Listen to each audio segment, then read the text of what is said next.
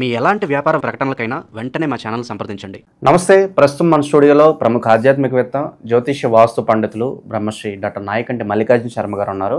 So August మాసంలో కర్కాటక రాశి వారి పరిస్థితి ఏ విధంగా ఉండబోతుందో గురుగారిని అడిగి తెలుసుకుందాం. నమస్కారం గురుగారు. నమస్కారం అండి.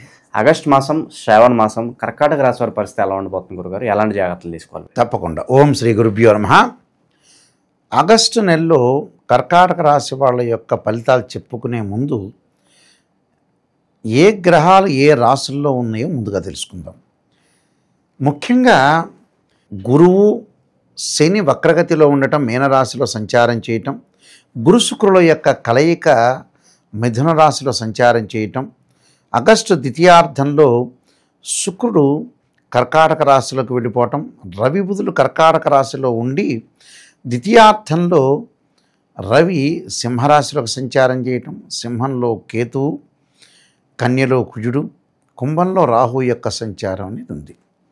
అయితే ఈ సంచారంలో ముఖ్యంగా ఈ గ్రహాల విషయంలో మనం చూసుకున్నట్టయితే ఇవన్నీ కూడా గోచారీత్యా చెప్పబడే ఫలితాలు. అసలు కర్కాటక రాశి వాళ్ళకి ఏ విధంగా బాగుంటుంది అని చూస్తే కర్కాటకం సింహం కర్కాటకం సింహం కన్య అంటే తృతీయ స్థానంలో కుజుడు యొక్క సంచారం. తృతీయ స్థానంలో కుజుడు చాలా బాగున్నాడు. ఏం చేస్తాడు కుజుడు అని మనం చూస్తే కర్కాటక రాశి వారికి పంచమాధిపతి అయిన కుజుడు తృతీయ స్థానంలో ఉండటం చాలా మంచిది. అలానే కర్కాటక రాశి వాళ్ళకి ముఖ్యంగా దశమాధిపతి కూడా కుజుడు అయ్యాడు. ఈ కుజుడు తృతీయంలో ఉండటం వల్ల చాలా కాలం నుంచి ఉన్న ఏదైతే కోర్టు సమస్యలు ఉన్నాయో అవన్నీ కూడా పరిష్కారం దొరుకుతాయి. భూములు, ఇళ్ళు ఇలాంటివన్నీ కూడా కొనుగోలు చేయటం, అలానే స్థిరాస్తి అభివృద్ధి జరగటం, మనకున్న ఏదైతే ఆస్తులు ఉంటాయో ఈ ఆస్తులన్నీ కూడా పెరిగే సూచనలు బాగా ఎక్కువ ఉంటాయి. అంటే స్థిరాస్తి డెవలప్మెంట్ అవుతుంది. అంటే ఎప్పుడో మనం కొనుక్కున్న ఫ్లాట్ కానీ స్థలం కానీ ఇవన్నీ కూడా బాగా డెవలప్మెంట్ అయ్యే అవకాశాలు ఎక్కువ ఉంటాయి. అంటే కుజుడు వల్ల మంచి ప్రయోజనం కలుగుతుంది. కుజుడు ధరణీగర్భ సంభూతుడు అంటాడు. అంటే 3, 6, 11 స్థానంలో కుజుడు ఉంటే మంచివాడు. ఇక్కడ కర్కాటక రాశి వాళ్ళకి ఏంటంటే గోచారీత్యా 3వ స్థానంలో కుజుడు ఉన్నాడు. కుజుడు ఉండటం వల్ల ఏంటంటే చాలా మంచి జరిగే అవకాశాలు బాగా ఎక్కువ ఉంటాయి. అంటే భూ వివాదాలు పరిష్కారం అవుతాయి, కోర్టు సమస్యలు పరిష్కారం అవుతాయి, అన్నదమ్ముల మధ్యలో ఏదైతే డిస్ప్యూట్స్ ఉన్నాయో ఇవన్నీ కూడా పరిష్కారం జరుగుతాయి. కాబట్టి కుజుడు మంచి గ్రహం ఇక్కడ. అంటే కుజుడి వల్ల చేసే మేలన్నీ కూడా మంచి జరుగుతుంది. అంటే కన్స్ట్రక్షన్స్ కానీ, నిర్మాణాలు కానీ, ఇళ్ళు కానీ, అగ్రికల్చర్ ల్యాండ్ కానీ, రైతులకు కానీ, చిన్న చిన్న వర్కర్లకు కానీ వీళ్ళందరికీ కూడా చాలా అనుకూలమైన ఫలితాలు, పాజిటివ్ రిజల్ట్స్ వచ్చే అవకాశం ఎక్కువగా ఉంటుంది. కర్కాటక రాశి వాళ్ళ కుజుడు మంచివాడు, వెరీ క్లియర్. మరి మిగతా గ్రహాల యొక్క స్థితి ఏమిటి అనేది కూడా చూసుకోవాలి కదా. అయితే కర్కాటక రాశి వాళ్ళకి ముఖ్యంగా వ్యయ స్థానంలో శుక్రగ్రహం, కొంత వివాహ ప్రయత్నాల్లో కొంత ఆలస్యం జరిగే అవకాశాలు ఎక్కువ ఉంటాయి. ఆ శుక్రుడితోటి కంజంక్షన్ అయ్యి గురువు కూడా ఉన్నాడు. గురువు ఉంటంట ఆర్థిక పరంగా ఏదైతే తలపెట్టిన పనులన్నీ ఉంటాయో కొద్దిగా ఆలస్యం జరుగుతాయి. అంటే జరుగుతాయి, బట్ ఆలస్యం జరిగే అవకాశాలు ఉంటాయి. ఫైనాన్షియల్ పరంగా మటుకు అనవసరమైన ఖర్చులకి వెళ్ళకూడదు. ఇక్కడ అనవసరమైన ఖర్చులు ఏమిటి అని అంటే, ప్రపంచంలో అందరూ బాగుపడిపోతే ఎలాగా? ప్రపంచంలో అందరూ బాగుపడితే నష్టమేగా దేశానికి. ఎవడో కూడా ఉండాలిగా, మంచివాడు, తిక్కలోడు, మంచివాడు, చెడ్డవాడు ఉండాలిగా. నాలెడ్జి లేనివాడు ఉండాలి, అన్నాలెడ్జి ఉండాలి, చిన్నవాడు ఉండాలి, పెద్దవాడు ఉండాలి. అన్ని రకాల వ్యక్తులు ఉంటేనే ఈ భూమి మీద ఉంటేనే జరుగుబాటు అవుతుందని అర్థం. ఇక్కడ ప్రజల్లో ఏమిటంటే గురువు వ్యయస్థానంలో ఉంటే అలా ఖర్చు చేస్తాడు. మన వాళ్ళకి ఏంటంటే ఒక చిన్న అభిప్రాయం ఉంటుంది, ఖర్చు దేనికి చేయాలో తెలియదు. అసలు టోటల్లీ అట్రఫెయిల్ అయింది దాని గురించే. ఎందుకంటే అట్రఫెయిల్ కావడానికి కారణం ఏమిటంటే, ఇప్పుడు ఇంట్లో ఫుడ్ తినటానికి ఖర్చు పెట్టడం దానికంటే కూడా యాపిల్ ఫోన్ కొనుక్కోవటం ఇష్టపడతారు వీళ్ళు. ఆరోగ్యం బాగలేదయ్యా, బీపీ షుగర్ ఉంది, ట్యాబ్లెట్ వాడండి అంటే మెడ్ ప్లస్లోకి వెళ్ళి అపోలోకి వెళ్తే ఈ 200, 300 అవుతుందని చెప్తారు. వద్దులే అనుకుంటాడు.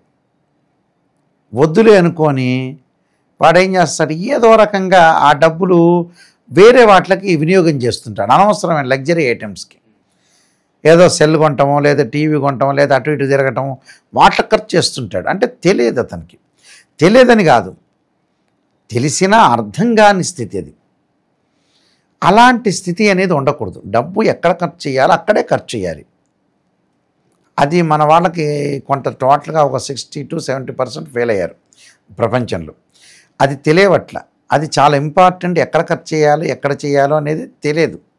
ఇప్పుడు మనం ఫంక్షన్ హాల్కి వెళ్తుంటాం, పెళ్ళిళ్ళు గ్రాండ్గా జరుగుతాయి, అన్నీ బ్రహ్మాండంగా డెకరేషన్ కొడతాడు.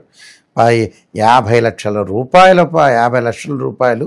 50 lakhs తోటి ఫంక్షన్ హాల్ తీసుకుంటారు. ఫంక్షన్ హాల్ తీసుకున్న తర్వాత సమయానికి ముహూర్తానికి చేయడు. ఏం లాభం? అన్ని రకాల ఐటమ్స్ పెడతాడు. ఒక 200-300 రకాల ఐటమ్స్ పెడతారు. పెట్టినా కూడా అవి తినరు, కొంతమంది బయటపడేస్తారు. అంటే వీడు సమయాపాలన చూడ్డు. చివరికి అన్ని పెడతారా, ఆ పూజకి వెళ్ళేటప్పుడు ఆ బ్రాహ్మణ్ణి పిలిచిన తర్వాత అక్కడ వస్తువులు ఉండవు. అంటే అసలు విషయం ఏదైతే ఉంటుందో ఉండదు. తెలంగాణలో ఒక సామెత ఏదో ఉంది, అసలు సిసలు గయా అన్నట్టుగా. అసలు వాటికి పెట్టుకోరు. అలాంటివి కొన్ని జరుగుతూ ఉంటాయి యాక్చువల్గా. అయితే అంటే లైఫ్లో ఏదైతే మనం చేయాలనుకున్నామో అలాంటివి చాలా ఇంపార్టెంట్గా చూడాలి. ఇంకొకటి ఏం చేస్తాడు, పెళ్లి సంబంధం హైదరాబాద్ నుంచి విశాఖపట్నంలో అమ్మాయి ఉంది అబ్బాయి ఉందంటే ఈ విశాఖపట్నం ఛార్జీలు ఎందుకు అనుకుంటాడు వీడు. ఆ ఛార్జీలు అమ్మాయిని చూడాలి అబ్బాయిని చూడాలి, వాళ్ళు లాంగ్ రన్లో ట్రావెల్ చేయాల్సిన వ్యక్తులు కదా. అలా చూడకుండా వీడు ఏం చేస్తాడంటే చక్కగా 70,000 పెట్టి సెల్ ఫోన్ అయితే కొంటాడు. ఇక ₹1,00,000 పెట్టి ఫోన్ కొంటాడు, ₹1,00,000 పెట్టి ఫ్రిడ్జ్ కొంటాడు. ఇలాంటి సన్నివేశాలు ఎక్కువ ఉంటాయి వీళ్ళలో. అంటే ఇలాంటివి వ్యయ స్థానంలో గురువు ఉండటం వల్ల వాళ్ళని అలాగా స్థితికి చేస్తూ ఉంటుంది. కాబట్టి ఎక్కడ ఖర్చు పెట్టాలో ఎక్కడ ఖర్చు పెట్టకూడదో చాలా జాగ్రత్తగా ఆలోచన చేసి ముందుకు వెళ్ళాలి. అలానే 12వ స్థానంలో శుక్రుడు కూడా గోచారిత్య అనుకూలమైనది కాదు. వివాహ ప్రయత్నాలు సఫలీకృతం కాకపోవటం, దగ్గరికి వచ్చినట్టు వచ్చి వివాహాలని వెనక్కి వెళ్ళిపోవటం ఒకటి. అలానే స్త్రీ మూలకంగా కొన్ని చిన్న చిన్న డిస్ప్యూట్స్ వచ్చే అవకాశాలు ఎక్కువగా ఉంటాయి. అందువల్ల శుక్రగ్రహం కూడా పెద్దగా అనుకూలంగా లేదని చెప్పుకోవచ్చు ఈ రాశి వాళ్ళకి. అయితే ఇక్కడ రవి బుధులు కొంత మిశ్రమైన ఫలితాన్ని ఇస్తాడు కర్కాటక రాశి వాళ్ళకి. అంటే కర్కాటక రాశి వాళ్ళకి రవి బుధులు కొంత మిశ్రమైన ఫలితాన్ని ఇచ్చి వ్యాపారాన్ని మటుకు కొంత కొనసాగిస్తాడు. భాగస్వామ్య వ్యాపారం కొంత కలిసి వచ్చే అవకాశం ఒకటి ఉంటుంది. అయితే శని గ్రహానికి మనం చూసుకునేటట్టయితే కర్కాటక రాశి వాళ్ళకి కొంత ఆరోగ్యపరంగా ఇబ్బందులు రాకుండా చూసుకోవడం చాలా మంచిది. అయితే వ్యాపార రంగంలో అభివృద్ధి చెందే అవకాశం ఉంటుంది. ఆర్థిక పరంగా అనుకూలంగా ఉంటారు. ఆర్థిక పరంగా నిలదొక్కుంటారు, కానీ డబ్బులు ఖర్చు చేయకూడదు, ట్రాన్సాక్షన్స్ చేయకూడదు, ఎక్కడ పడితే అక్కడ ఇవ్వకూడదు. దేనికి ఇవ్వాలో దానికి మెజర్మెంట్ లాగా ఆలోచన చేసి చేయటం అనేది చాలా ఇంపార్టెంట్ ఇక్కడ. అలానే రాహు యొక్క ప్రభావం కూడా కర్కాటక రాశి వాళ్ళ మీద ఉంది. ఆరోగ్యం ఉన్నట్టుండి కొద్దిగా మారిపోతూ ఉంటుంది సిచ్యువేషను. ఎందుకంటే కర్కాటక రాశి వాళ్ళ అష్టమ స్థానం రాహు. అలానే శని యొక్క ప్రభావం కూడా కొంత అనుకూలంగా లేదు. కాబట్టి హెల్త్ ఈజ్ వెల్త్ అన్నారు, హెల్త్ ఈజ్ గ్రేట్ లక్ అన్నారు. ఆరోగ్యాన్ని చూసుకొని ముందుకు వెళ్ళాలంటే ఆరోగ్యం బాగుంటే వివాహం అవుతుంది, ఆరోగ్యం బాగుంటే డబ్బు సంపాదించగలరు, ఆరోగ్యం బాగుంటే చదువుని చదువుకోగలుగుతారు. అంటే ఇవన్నీ ఇంటర్లింక్లు ఏంటంటే ఆరోగ్యమే. అంటే ఆరోగ్యాన్ని కొంత భద్రంగా చూసుకోవడం చాలా ఇంపార్టెంట్. అందులో ప్రతిదాన్ని కూడా వీళ్ళు నిర్ణయాలు తీసుకున్నప్పుడు ప్రణాళికాబద్ధంగా వెళ్ళాలి. అందరినీ ఈ నెలలో ఆలోచన చేసి వెళ్ళాలి. మొరటుగా నేనే మోనార్క్ అని వెళ్ళటం అనేది తప్పు. కొద్దిగా ప్రికాషన్స్ తీసుకొని ముందుకు వెళ్తే వాళ్ళకి మంచి జరిగే అవకాశం ఖచ్చితంగా ఉంటుంది. నేను చెప్పిన ప్రికాషన్స్ అనేవి పాటించి ముందుకు వెళ్ళాలి. ఇంకా విశేషంగా ఎలాంటి పరిహారాలు చేసుకుంటే బాగుంటుంది గురుగారు? వీళ్ళు తప్పకుండా అమ్మవారి యొక్క ఆరాధన చేయాలి. మహాకాళి, మహాలక్ష్మి, మహాసరస్వతి అమ్మవారి యొక్క ఆరాధన చేయాలి.